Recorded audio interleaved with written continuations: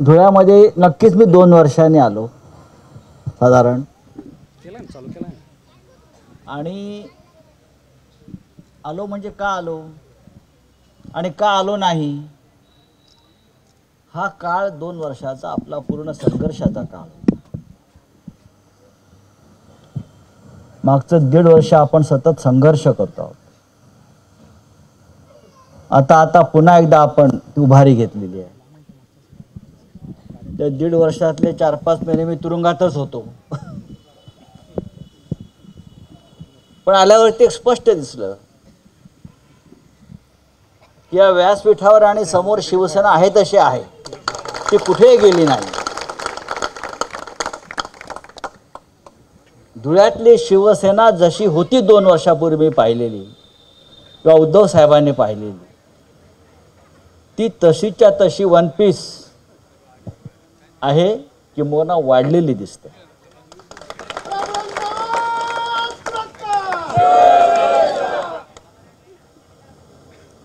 आता प्रत्येकाची नावं मी घेत नाही,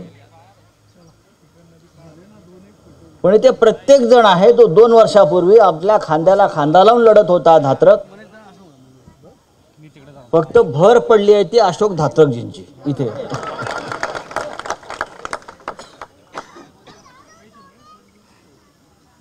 आणि आपण संपर्क प्रमुख झाल्यानंतर इथे नक्कीच एक नवीन चालना आणि ऊर्जा इथे मिळालेली आहे.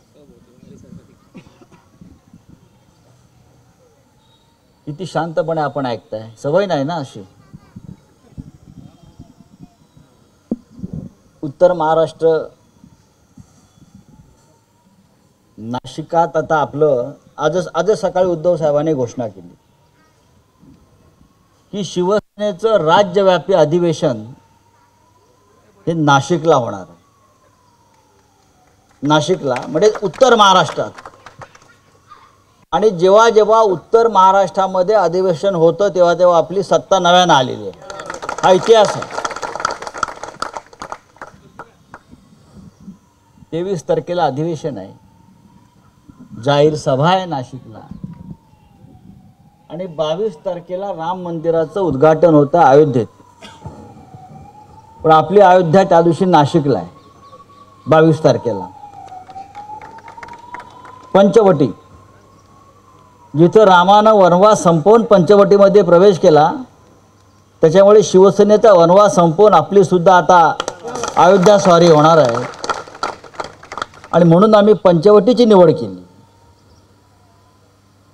राम पंचवटीतच का आला, तो गुजरातला का नाही गेला? का तो महाराष्ट्रामध्ये आला, तो पंचवटीमध्ये थांबला सीतेसह. त्यांनी पंचवटीमध्ये त्यावेळेला वास्तव्य केलं आणि महाराष्ट्राची भूमी पावन केली. तो असा तिथून गुजरातला नाही गेला, अहमदाबादला नाही थांबला, सुरतला नाही थांबला सीतेसाठी काही साड्या बिड्या घाव्यात वगैरे म्हणून नाही. तो महाराष्ट्रामध्ये आला, कारण या महाराष्ट्राच्या भूमीचं महत्त्व जे आहे, पावित्र्य जे आहे, ते त्याला अधिक वाढवायचं.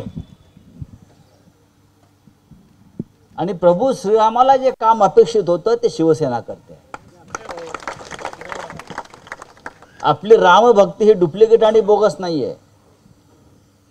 अयोध्येतल्या राम लढ्यासाठी आम्ही रक्त सांडलेलं आहे, आम्ही बलिदानं दिलेली आहेत. हे काय म्हणतात देवेंद्र फडणवीस वगैरे, कोणतो तुमच्या इकडला कोणतो गिरीश महाजन, तो आम्हाला येणार का आमंत्रण?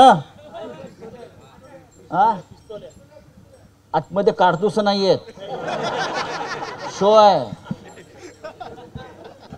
काडतूस आमच्याकडे आहेत आणि आम्हाला त्या काडतुसांची सुद्धा गरज नाही आहे, बरं का. शिवसेनेचा जन्मच झाला काडतुसातून. 55 वर्षापूर्वी बाळासाहेब ठाकरेंनी शिवसेना जी स्थापन केली, तोच एक स्फोट होता, तोच एक दारूगोळा होता, तो अजून पेटतो आहे. तो असे काडतुसे बिडतुसे काय घेऊन बसला? ते तिथे लटकवायला ठीक आहे, असं ते घेऊन फिरतात ते. पण शिवसेनेनं अयोध्येचा लढा लढला. हे पळून गेले, आम्ही होतो ना तिथे. हे हे हे हो बोला ना, तिकडे शिवसेना होती. तिकडे महाराष्ट्रातून फक्त शिवसेना होती, याचे पुरावे आहेत. आणि हे आता आम्हाला सांगतायत. मी एकनाथ खडसेंना पाहिलंय, त्यांचं डोकं फुटलं होतं याच्यामध्ये. खडसे बाकी हे कोण नव्हते, हे पिस्तूल लावणारे वगैरे कोण नव्हते. दाखवा व पुरावा.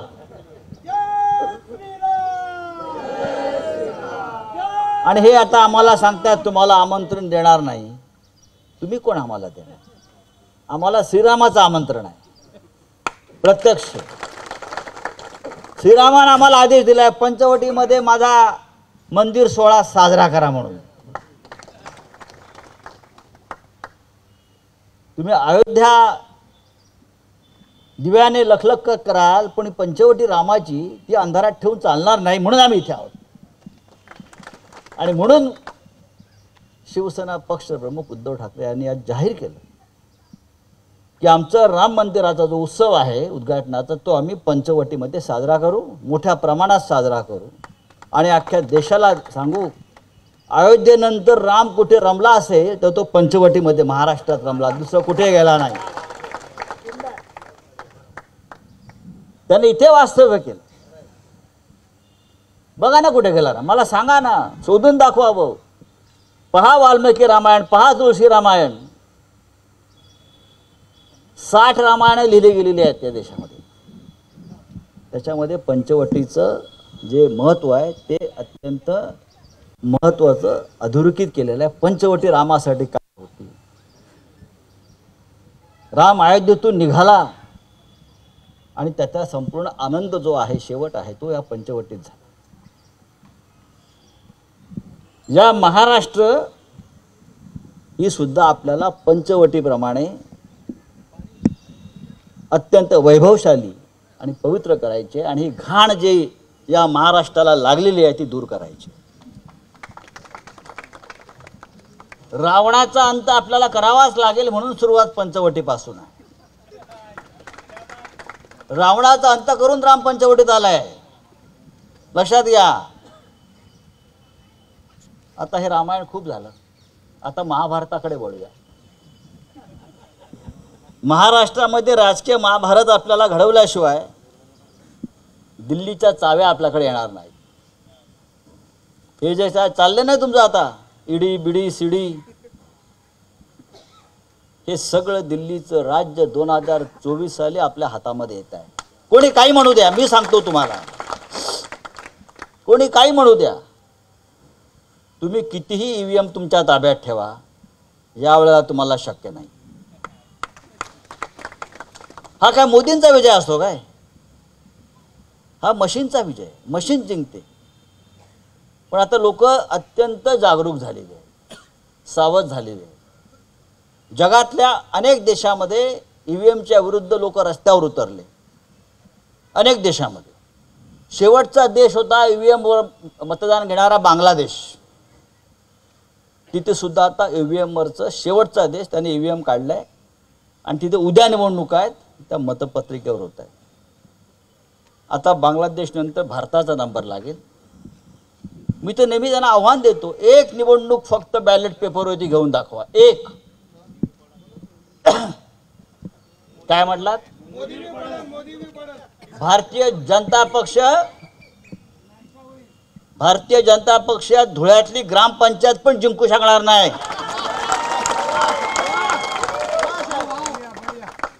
एक निवडणूक घ्या फक्त ईव्हीएम बॅलेट पेपरवरती, एकच, कोणतीही घ्या ग्रामपंचायत. अरे तुमच्या बडोद्याची घ्या, वाराणसीची घ्या, तुम्ही सांगाल तिथे घ्या.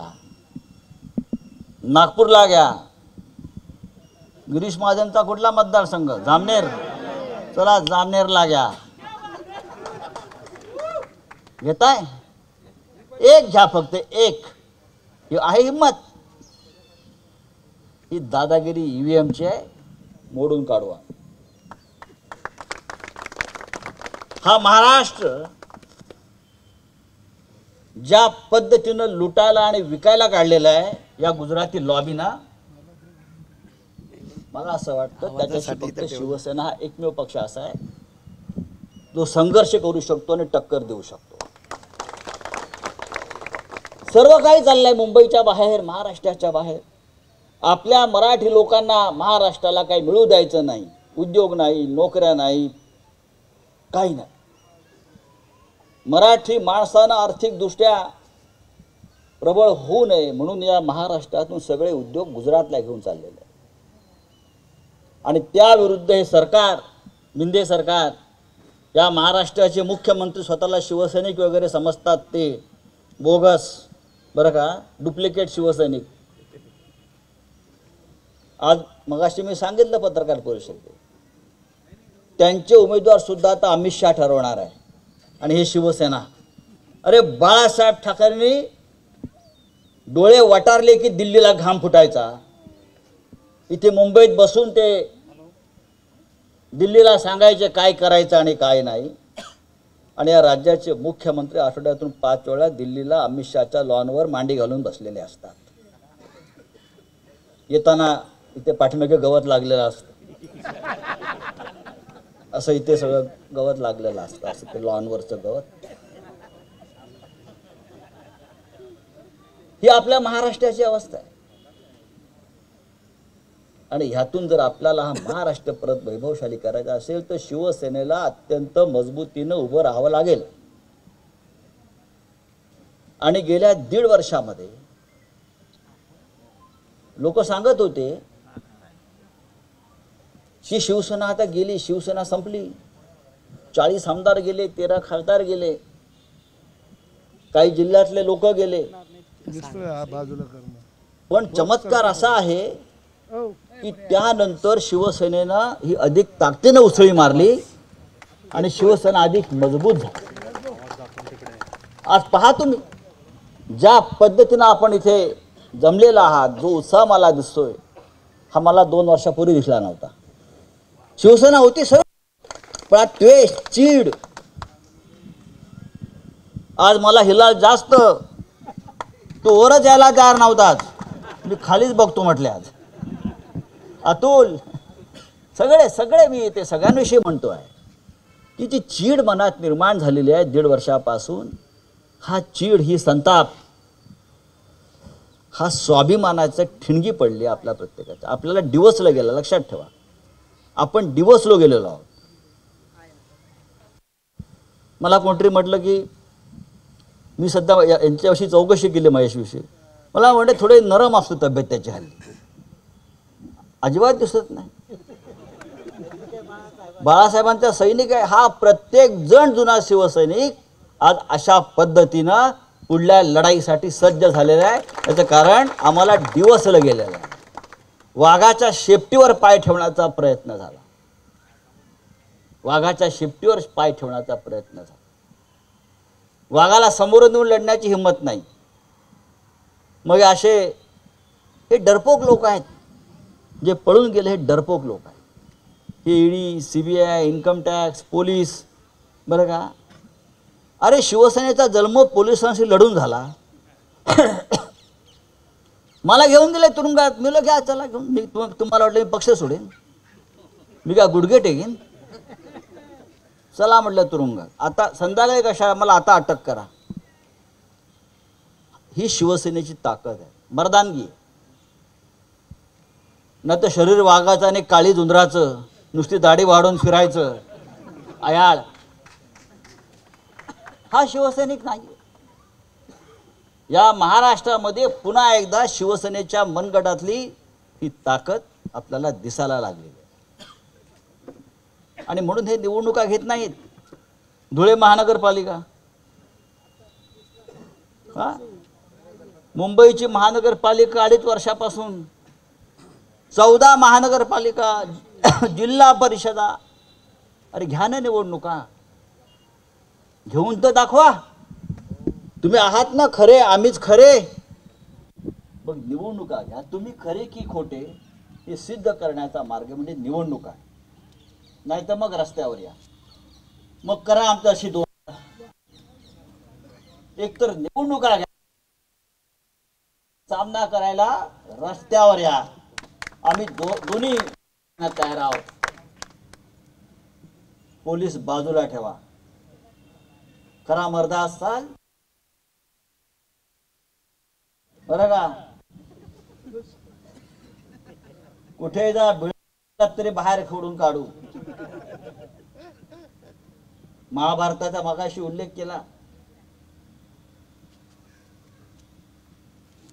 दुर्योधन शेवटी पाण्यात जाऊन लपला, भीमाने त्याला पाण्यात नाही खेचून काढला आणि मारला.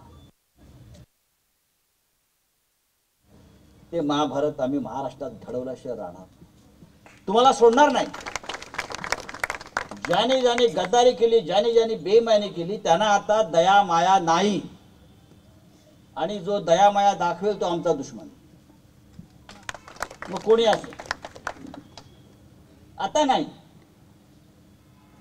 खूप वेळा दया झाल्या, खूप वेळा प्रेम झालं, पण ज्या पद्धतीनं शिवसेनेच्या आणि माननीय उद्धव ठाकरेंच्या पाठीमध्ये खंजीर खुपसून या महाराष्ट्राचं नुकसान करण्याचा प्रयत्न झाला, त्याला आता अजिबात माफी मिळणार. कारण काही असतील तुमची, पण तुम्हाला जमिनीतच गाडू, ठिकठिकाणी तुमची राजकीय कब्रस्ताने निर्माण करू आम्ही. आणि या धुळ्यातल्या शिवसैनिकांना मला इतकंच सांगायचं, काल काय झालं ते विसरून जा. चांगल्या भविष्याचा विचार करून आपल्याला उत्तम संघटना इथे उभी करायची आहे. आज आपण महाराष्ट्रात कुठेही जा, लोकांच्या भावना अशा आहेत की आम्हाला उद्धव ठाकरेंना पुन्हा एकदा मुख्यमंत्री करायचं आहे, आम्हाला पाहायचं आहे. लोकांच्या भावना अशा आहेत, ज्या पद्धतीनं आमच्या उद्धवजीच्या पाठीमध्ये खंजीर खुपसला, त्या दिवशी संपूर्ण महाराष्ट्र रडत होता, महिला रडत होत्या, घराघरात चुली पेटल्या नाही. आम्हाला पुन्हा एकदा शिवसेनेला ते वैभव प्राप्त करून द्यायच्या या लोकांच्या भावना आहेत. आपण लोकांपर्यंत पोहोचलं पाहिजे. एक अत्यंत उत्तम आणि संवेदनशील अशी व्यक्ती या राज्याच्या मुख्यमंत्रीपदी होती. हे जे म्हणतात भाजपवाले, हे मिंदेवाले, घरात बसून उद्धव ठाकरे काम करत होते, त्यांनी घरात बसून कोविड काळामध्ये हा महाराष्ट्र वाचवला. नाहीतर या संपूर्ण महाराष्ट्राचं उत्तर प्रदेश आणि गुजरात प्रमाणे स्मशान झालं असतं. काय म्हणताय गंगा गंगा गंगा, त्या गंगेमध्ये हजारो प्रेत वाहताना आम्ही पाहिली. त्यांना स्मशानात जागा मिळत नव्हती गुजरात आणि उत्तर प्रदेशमध्ये. माननीय उद्धव ठाकरेंनी या महाराष्ट्रामध्ये घडू दिलं नाही. 24 तास तो माणूस घरी बसून संपूर्ण जिल्ह्यामध्ये कोविड काळातलं कार्य, कुठे काय हवंय, कुठे काय गडबड आहे, कुठे डॉक्टर नाहीत, कुठे औषधं नाही आहेत, कुठे ऑक्सिजन नाही आहे. भारतीय जनता पक्ष तेव्हा तरी कुठे होता? तो अयोध्येतही नव्हता आणि कोविडच्या संघर्षातही नव्हता. कोणत्याही संकट काळात भारतीय जनता पक्ष कधीच मैदानावर नसतो. हे रणछोडदास आहेत, हे सगळे रणछोडदास. कोणत्याही संकट काळामध्ये हा पक्ष कधीच मैदानावर नसतो. आणि हे सगळं काही सुरळीत झाल्यावरती तुझं ते तुझं आणि ते जे आहे ते माझ्या बापाचं असं सांगायला पुढे येतात. ही घाण आपल्याला नष्ट करायची आहे या महाराष्ट्रातून, आणि ती जबाबदारी काळानं शिवसेनेवर टाकली. बाळासाहेब ठाकरेंचं आपण नाव सांगतो. याच्यापैकी अनेकांनी बाळासाहेब ठाकरेंना फार जवळून बघितलेलं आहे. तुमच्यासारख्या लोकांनी पाहिलं, अनुभवलेलं. माझं अख्खं आयुष्य त्यांच्याबरोबर गेलं. मला अजूनही वाटतं की ते आपल्यामध्ये आहेत, ते पाहतायत आपण काय करतोय. शिवसेना प्रमुख श्रीमान बाळासाहेब ठाकरे, त्यांचा आत्मा आपल्यामध्ये आहे. ते आपल्याला आशीर्वाद देत आहेत आणि आपण किती संघर्ष करतो या परिस्थितीत ते आपल्याकडे पाहत आहेत. हे मी नेहमी सांगतो. मी जेव्हा जेव्हा संकटात सापडलो, जेव्हा जेव्हा मला तुरुंगात नेण्याचा प्रसंग आला, काही संकट आली, तेव्हा मला फक्त बाळासाहेब ठाकरेंचं स्मरण आलं.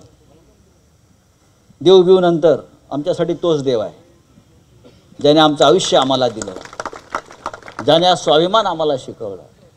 नाहीतर या सामान्य शिवसैनिक म्हणून आपल्याला काय प्रतिष्ठा? अहो, एका शिवसैनिकाला प्रतिष्ठा आहे, तो सांगतो मी शिवसैनिक आहे. आपण जेव्हा म्हणतो कोण आला रे, कोण आला, शिवसेनेचा वाघ आला, इतर कुठल्या पक्षाची घोषणा बसते का? शिवसेनेलाच का? कारण हे वाघपण जे आहे हे बाळासाहेब ठाकरेंनी आपल्याला दिलेलं आहे की हे शिवसेनेचे वाघ आहेत, या रणरागिणी आहेत. हे फक्त आपल्याला प्रतिष्ठा ही बाळासाहेब ठाकरेंनी दिली की मी शिवसैनिक आहे. आपण सांगतो काय तू? मी शिवसैनिक आहे.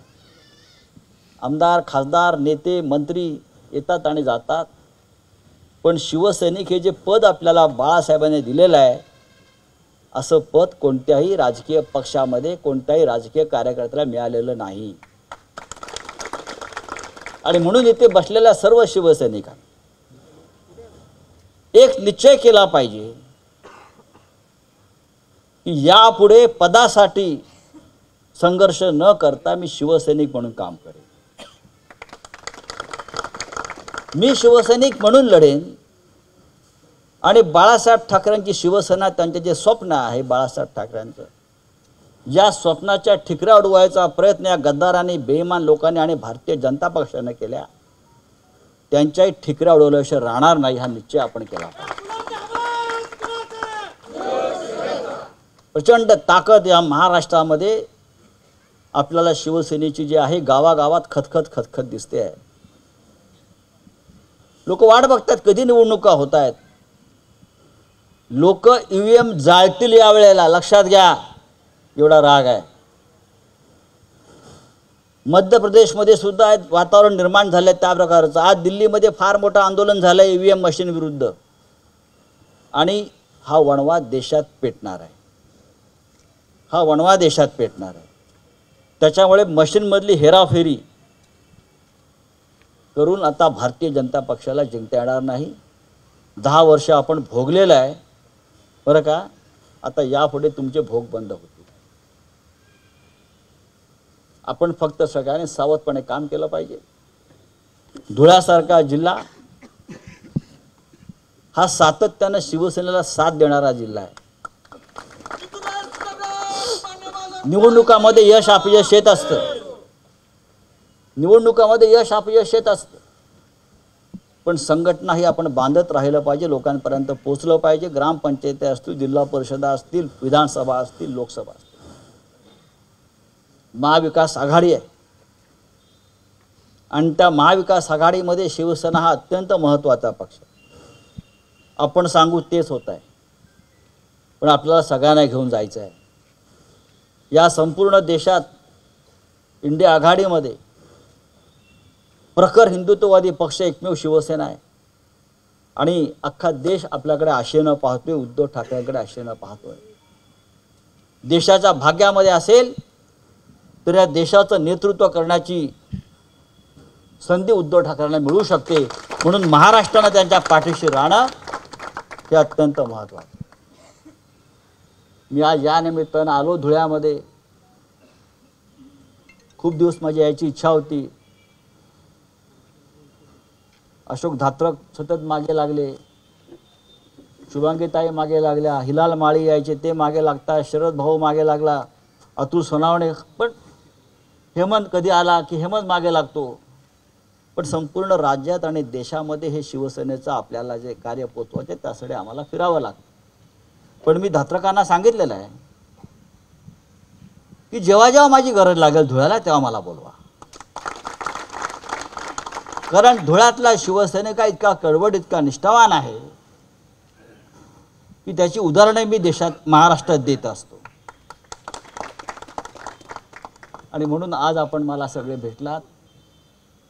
युवती सेना, युवा सेना सुद्धा फार ताकदीनं उभी आहे धुळ्यातली. या तरुणांना सुद्धा आपण आपल्याबरोबर खांद्याला खांदा लावून त्यांना आपण घेतलं पाहिजे. ही युवा पिढी आहे आपली. कधीतरी आपल्याला थांबावं लागतं. आपण मार्गदर्शकाच्या भूमिकेत जायला पाहिजे आणि तरुणांना पुढे केलं पाहिजे. कारण मोठ्या प्रमाणात तरुणांचा सहभाग असलेला सध्या शिवसेना हा एकमेव पक्ष महाराष्ट्रामध्ये आहे. आणि आज या धुळ्यामध्ये जे चित्र दिसलं ते अत्यंत आशादायी मला. नक्कीच मला असं वाटतं धुळ्यातल्या लोकसभा आणि धुळ्यातल्या विधानसभा निवडणुकामध्ये सुद्धा हे चित्र आपल्याला दिसेल. इतकं बोलून मी आपली रजा घेतो. जय हिंद, जय महाराष्ट्र.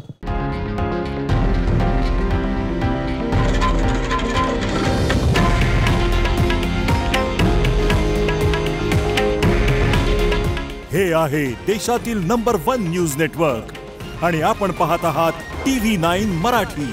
काळजी तुमची, हित महाराष्ट्राचं.